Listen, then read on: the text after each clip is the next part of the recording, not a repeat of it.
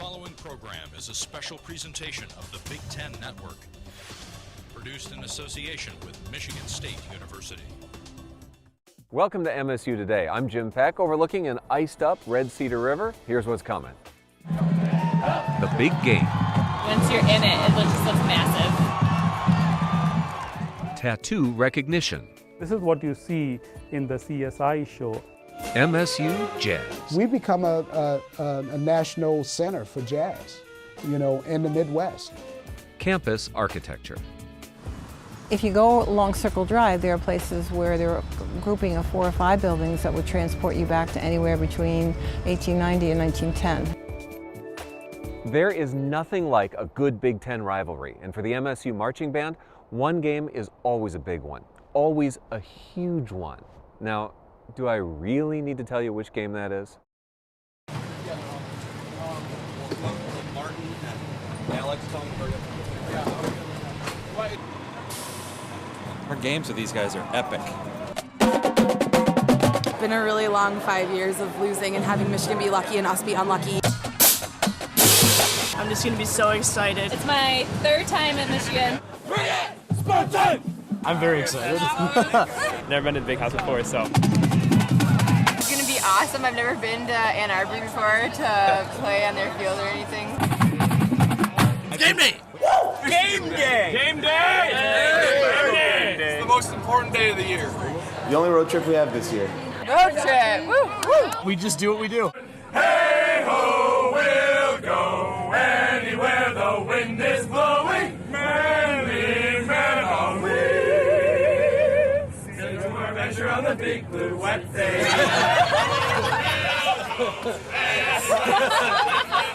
Let's go. Here we are. Unload the bus from the instruments. We're going to pull them off on the left side. Welcome to Ann Arbor. Let's have a good day. Okay, we're going to follow our guide. We're heading that way right now. See you when we get over there. There's this whole thing about this is the year to beat them. I don't buy that. I think every year is the year to beat them. Let's go!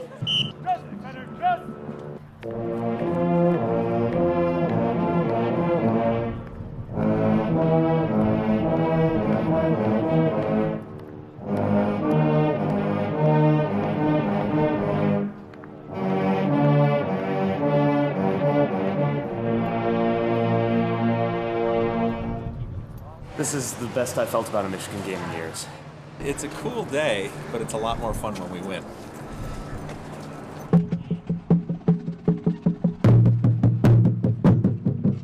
What am I expecting to find? A lot of people that probably don't want to see us. Never had 100,000 people boo me before, so. 100,000 people. That's a lot of people. The atmosphere is going to be hype. Oh, I'm ready for this. I've lived for this forever. We should have won there in 2000. We're going to win there this year. You tune it all out, and we're the only ones there. Going crazy with it. From the outside, the stadium doesn't look that big. But once you're in it, it just looks massive. Hopefully there'll be a lot of state fans.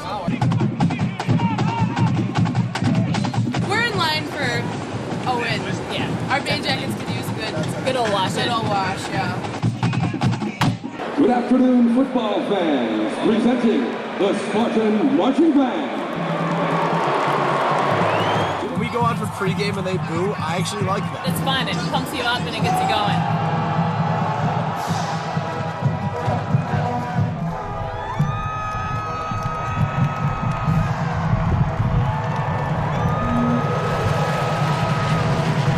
I think it's going to be a good day for Spartans all around. Let's go, State! Let's go, State!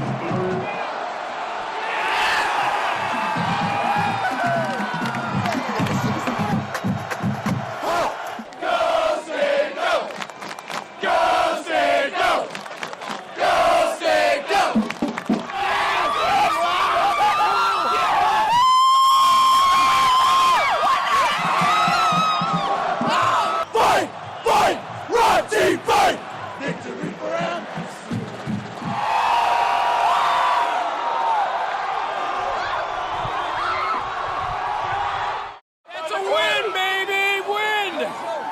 I cried the whole last minute when the clock was counting down. I just had tears streaming down my face. This is the greatest day of my life! For me, it was just it was just mind-blowing. It was amazing. Oh, God! Woo! Yeah! There's nothing like winning in the big house, being a Spartan. It's just great, Great day to be a Spartan. Michigan State University is one of the top research universities. You may not spend a lot of time thinking about it, but research can lead to some pretty cool stuff. Sometimes some pretty cool primetime TV type stuff. This is something clearly which the law enforcement agencies need. Our lab started work in biometric recognition about 15 years ago. This is what you see in the CSI show. This is a print or a partial print which is lifted from the crime scene. When I see that at CSI, I keep saying, yeah, that's not true, that's not true, that's not going to happen. It's just like a TV show. No. All right, maybe not. But these guys are still doing a lot of the same type of work that you see on primetime TV, just more realistic. It's a challenging research problem.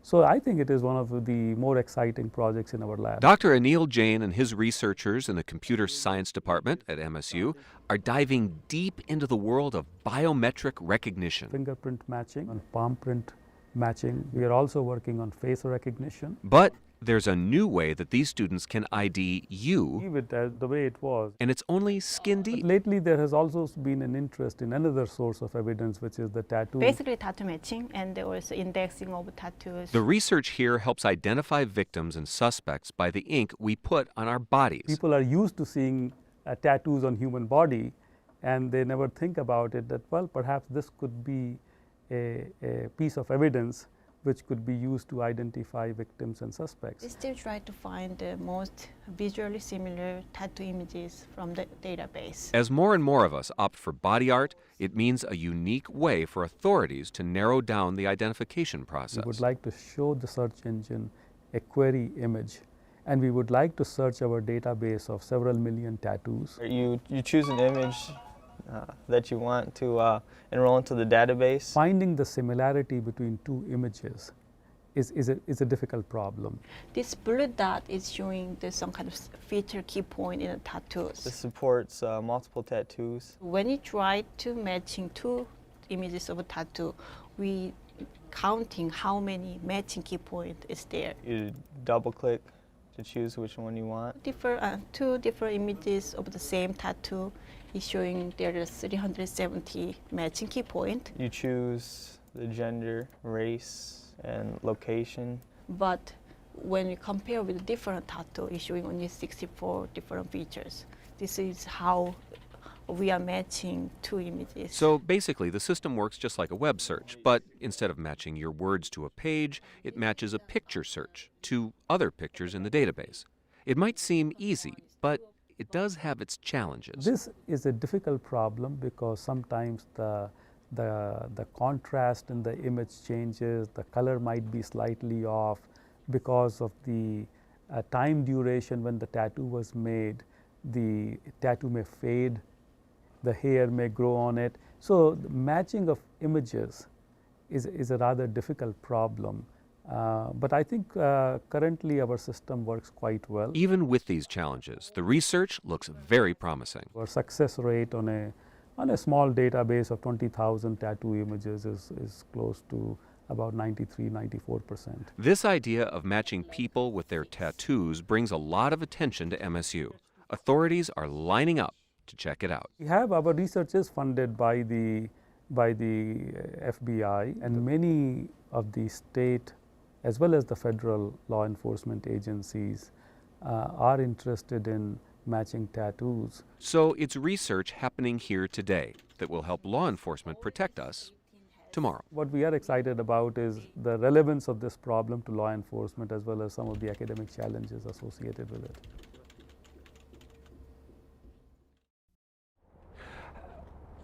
Wait, do you feel that?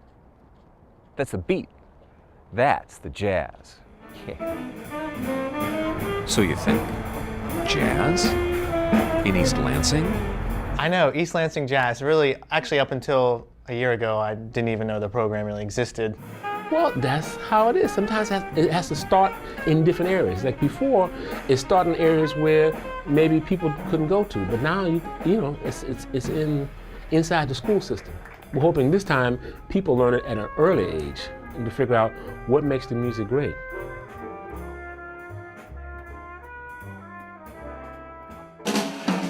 The professors are a group of veteran jazz musicians who teach here at MSU. The Jazz Studies program brings in the talent from all over the country. I have kids from all over the United States, as far away as California, and some from Boston area. And I've met all of these kids at workshops, summer seminars, or I'm playing in a jazz club. And even the kids from southeastern Michigan that are in the program are from Detroit, Ann Arbor. I met them through the Detroit Civic Jazz Orchestra, which I'm the music director for.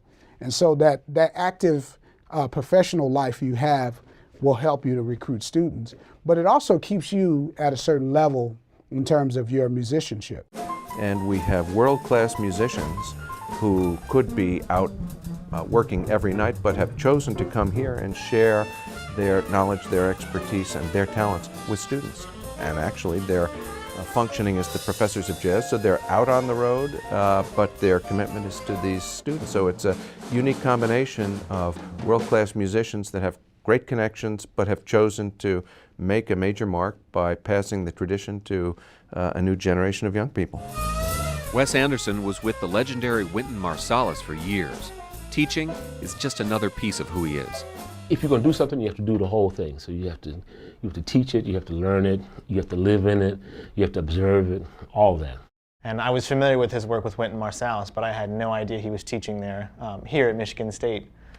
And I heard him play, took a lesson with him, and asked him a little bit about the program, and it just sounded like a program I'd be interested in coming to see and checking out. The roots of jazz are deep in America. Some say it's tired out, old. Not here.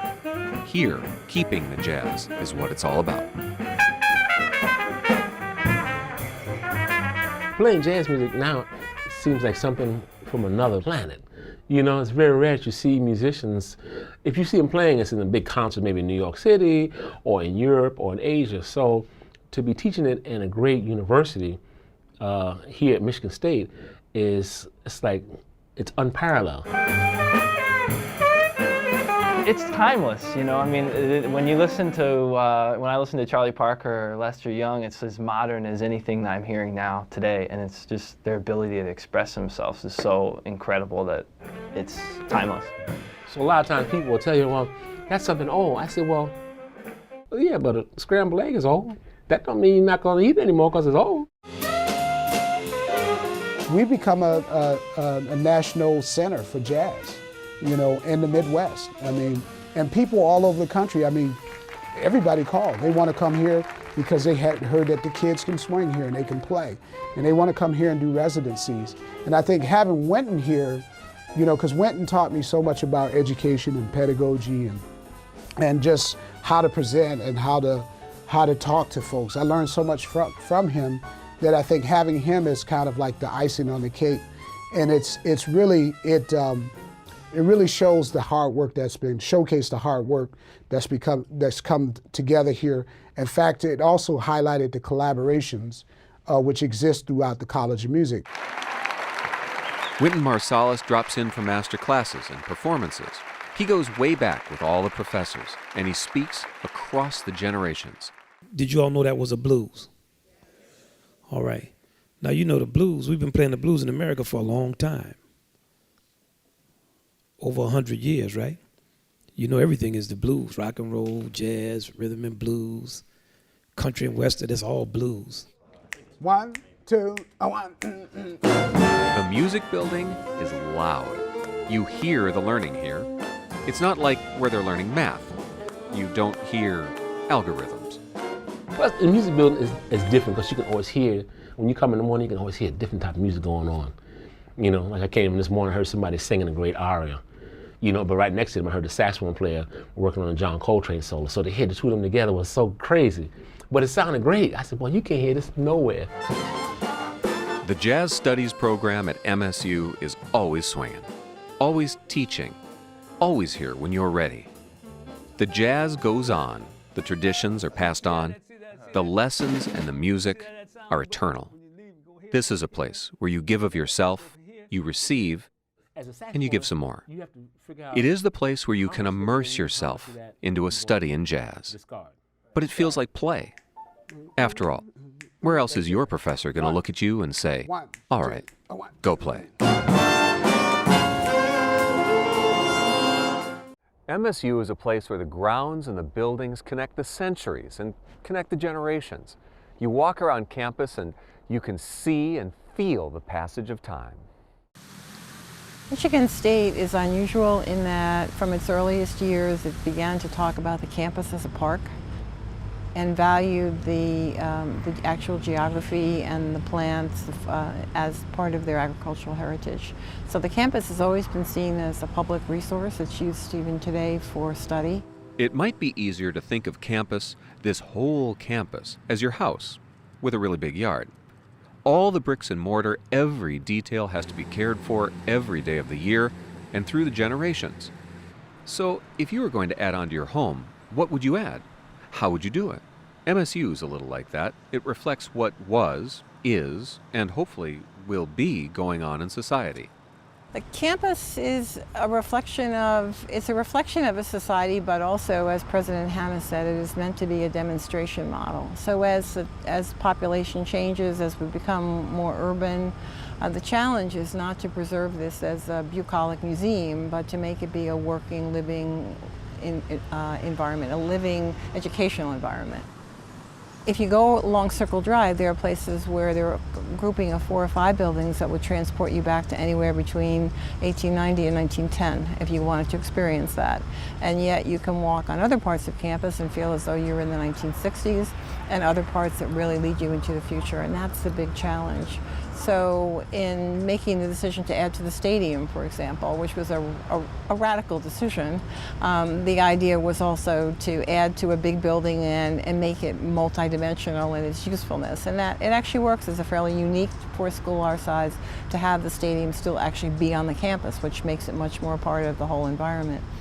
And then we built biomedical physical sciences, which is now becoming not less new looking, but more a part of the campus as the trees grow and as art is placed around it, because we have a commitment to that for all new building. And then in the future, the art museum. The art museum is coming. The lonely space that's just sort of hanging out on the edge of campus is going to be anything but lonely when the Broad Art Museum casts its edgy shadow, when it cracks open its doors and reveals the treasures inside, which can but hope to rival the audacious design of their home. We have to remember that the buildings that are memorable, that people travel around the world to see, the Duomo, the cathedral in Florence, is memorable because it is the texture of its outside stone in green and white, or green and beige. This is going to be remarkable because of its use of glass and metal and other materials. It will be, by design, iconic. It will be transformational.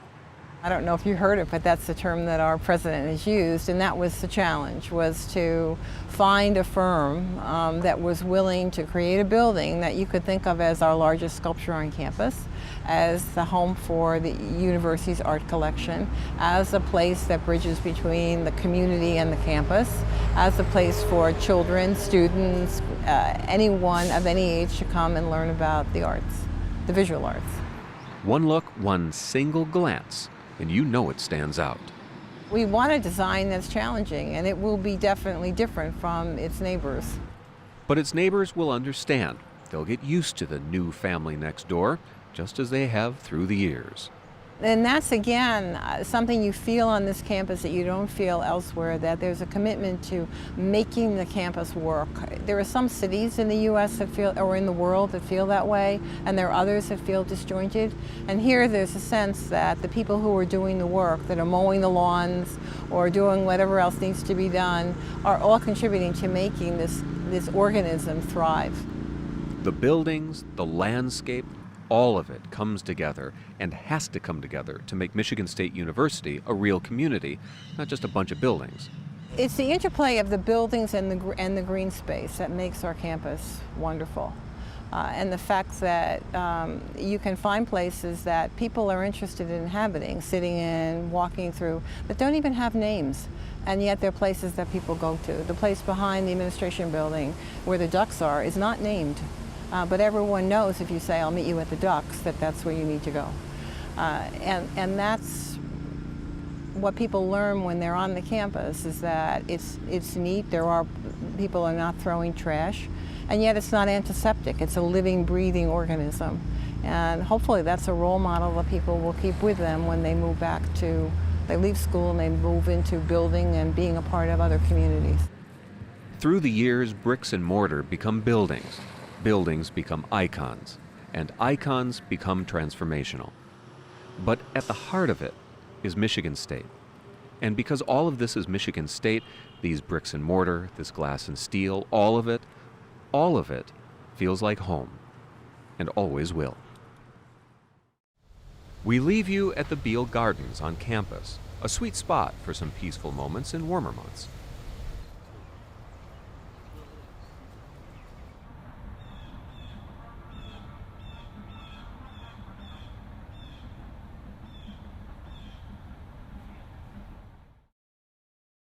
The preceding program was produced by Michigan State University in association with the